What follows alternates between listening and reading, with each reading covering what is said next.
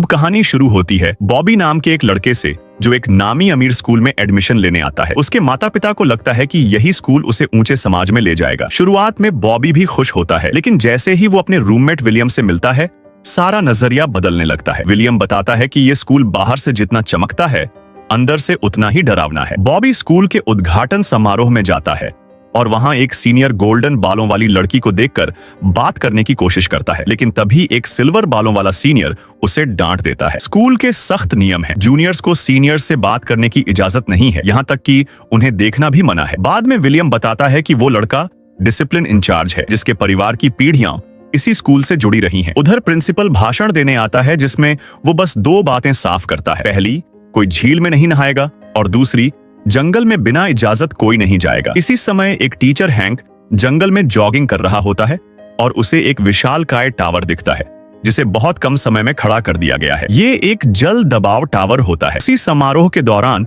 एक लोकल आदमी गुस्से में घुसता है और कहता है कि उन्होंने उसकी जमीन बर्बाद कर दी है। सिल्वर बालों वाला लड़का उसे उठाकर बाहर फेंक देता है। इसके बाद प्रिंसिपल बताता है कि स्कूल की जमीन के नीचे शैल गैस है और वो उसे निकालने के लिए खुदाई करा रहे हैं, लेकिन उसे ये नहीं पता कि ये तकनीक जमीन की सतह को नुकसान पहुंचा सकती है। जैसे ही खुदाई शुरू होती है, वैज्ञानिकों को लगता है कि जमीन के नीचे कुछ हिल रहा है। वो सोचते हैं कि शायद चूहे होंगे और काम जारी रखते हैं। उधर क्लास में बैठा बॉबी अचानक बेचैन हो जाता है। तभी उसे वही सीनियर लड़की फिर दिखती है और उसकी सारी बेचैनी दूर हो जाती है, लेकिन फिर से उसे चेतावनी मिलती है। इस बार सिल्वर बालों वाला लड़का खुद आता है और सजा के तौर पर बॉबी और उसके दोस्तों को 5 किलोमीटर दौड़ने के लिए कहता है। दौड़ते वक्त विलियम थक कर गिरने ही वाला होता है, लेकिन डिसिप्लिन इंचार्ज आंखें बंद करके चला जाता है। बॉबी वहीं रुककर विलियम की मदद करता है। तभी उन्हें फिर से वही बदबू आती है, जैसे झील के पास थी। जल्दी में वो दोनों जंगल के अंदर चले जाते हैं, जहां उन्हें वो गैस टावर फिर से दिखता है। तभी एक सिक्योरिटी गार्ड आता है और दोनों को छिपना पड़ता है। वहां उन्हें वही गड्ढा दिखता है जो पहले खुला था, और गैस की गंध भी वही थी। विलियम लाइटर जलाता है। लौ फिर से हरे रंग की होती है। जब वो लोग गहराई जांचने की कोशिश करते हैं, तो अचानक ऊपर से किसी की नजर पड़ जाती है। खुदाई टीम उन्हें देख लेती है। डर के मारे दोनों वहां से भागते हैं और रास्ते में एक लोकल कैंप से टकरा जाते हैं, जहां वो आदमी भी होता है जिसने समारोह में हंगामा किया था। वो लोग स्कूल के स्टूडेंट्स का मजाक उड़ाते हैं, कहते हैं कि ये स्कूल तो खुद तबाही का रास्ता बना रहा है। रात में बॉबी को डरावने सपने आते हैं और नींद नहीं आती। वो मोबाइल देखने नीचे आता है, लेकिन गलती से एक बंद बेसमेंट में गिर जाता है, जहां एक पुरानी दरवाजा होता है जिस पर एक लापता छात्र का नाम लिखा होता है। डर के मारे बॉबी अगले दिन अपनी मां को फोन करके बुला लेता है, लेकिन जैसे ही उसे वही लड़की फिर दिखती है, वो सब कुछ भूल जाता है और कॉल काट देता है। अब उसे पता चलता है कि लड़की का नाम अन्ना है और वो यहाँ पिछले 5 साल से रह रही है। वो बॉबी को समझाती है कि अगर वो यहाँ टिक जाए तो समय के साथ सब आसान हो जाएगा। तभी फिर से सिल्वर बालों वाली लड़की आती है और बॉबी को धमकाती है कि उसने फिर से नियम तोड़े हैं। फिर एक और बड़ा हादसा होता है। बॉबी एक पटाखे को झील में फेंक देता है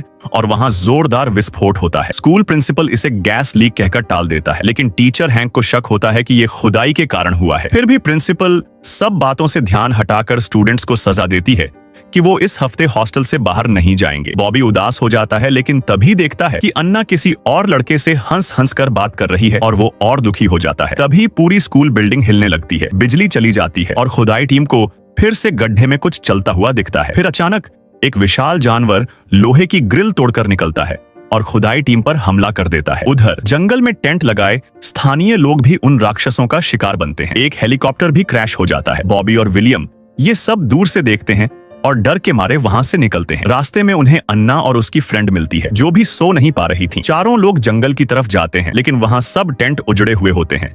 एक भी इंसान नहीं दिखता। वो लोग एक गाड़ी देखते हैं जिसका इंजन चालू होता है, लेकिन ड्राइवर गायब होता है। अन्ना झाड़ियों में हलचल महसूस करती है और जब नीचे देखती है तो एक अजीब सा छोटा जानवर दिखता है। वो उसे क्यूट समझती है, लेकिन तभी वो उस पर हमला करता है। अन्ना डर के मारे अपनी जैकेट उतारकर उसे लपेटती है और तब तक मारती है जब तक वो मर नहीं जाता। वो लोग जानवर की लाश लेकर वापस स्कूल जाते हैं और प्रिंसिपल को दिखाते हैं। एक टीचर बताती है कि ये कोई मांसाहारी प्रजाति है जो शायद जमीन के नीचे रहती थी। अन्ना कहती है कि तुरंत पुलिस को बुलाना चाहिए, लेकिन प्रिंसिपल मना कर देती है। तभी बाहर से जानवरों की आवाज आने लगती है। एक राक्षस अंदर घुस आता है और टीचर पर हमला कर देता है। सब लोग डर के मारे भागते हैं। सिर्फ प्रिंसिपल की पालतू डॉग उस जानवर से लड़ने की कोशिश करती है। बॉबी और बाकी लोग एक गाड़ी में बैठते हैं और भागने की कोशिश करते हैं। तभी प्रिंसिपल की लाश ऊपर से गाड़ी पर गिरती है। उस जानवर ने उसे भी मार दिया था। बॉबी गाड़ी स्टार्ट करता है, लेकिन जानवर पीछा नहीं छोड़ता। अन्ना खुद ड्राइविंग लेकर रफ्तार बढ़ा देती है और एक झटके में जानवर को कुचल देती है। लेकिन सबको पता होता है खतरा अभी खत्म नहीं हुआ है। तभी अन्ना कहती है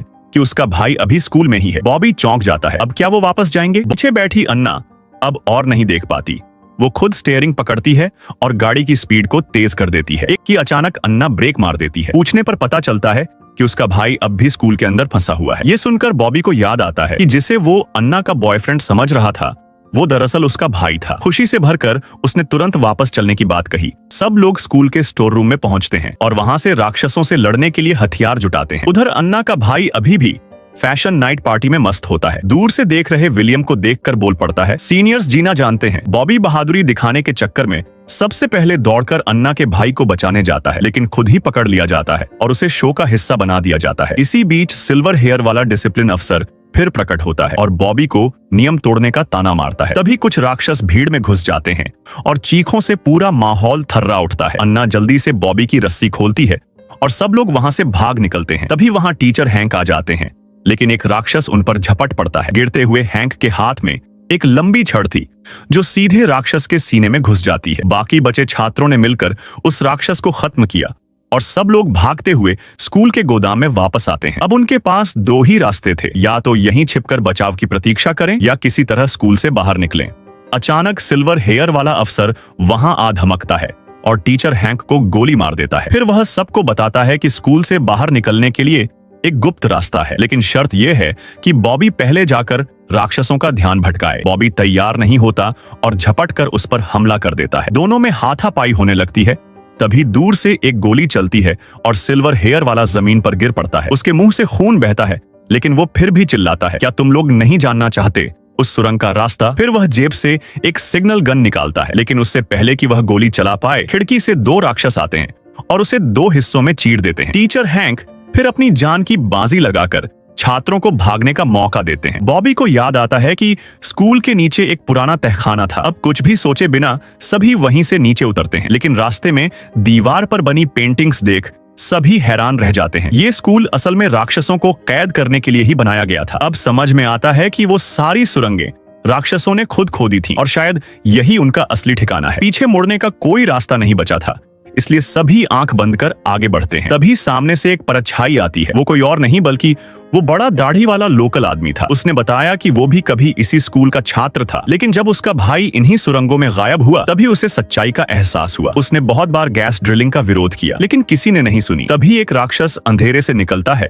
और वो आदमी खुद आगे बढ़कर उसे रोकने की कोशिश करता है। उसके शरीर पर राक्षस के पंजों से कई घाव हो जाते हैं। मरने से पहले वो एक रास्ता दिखाता है और बाकी सभी छात्रों को भागने का मौका देता है। सभी बॉबी के साथ तेजी से उस रास्ते पर दौड़ते हैं और जो भी राक्षस सामने आता है उससे भिड़ जाते हैं। काफी अंधेरे में रास्ता तय करने के बाद उन्हें आखिरकार वह गुप्त निकास मिल जाता है। बॉबी सबके पीछे रुकता है और लाइटर जलाकर सुरंग के अंदर फेंक देता है। उसे पहले से पता था कि वहां पर गैस फैली हुई है। लपटें फैलती हैं और पूरे स्कूल के साथ सुरंग भी जोरदार धमाके में उड़ जाती है। यही थी पूरी कहानी। अगर पसंद आई हो तो अगले भाग के लिए जुड़े रहिए। फिर मिलते हैं।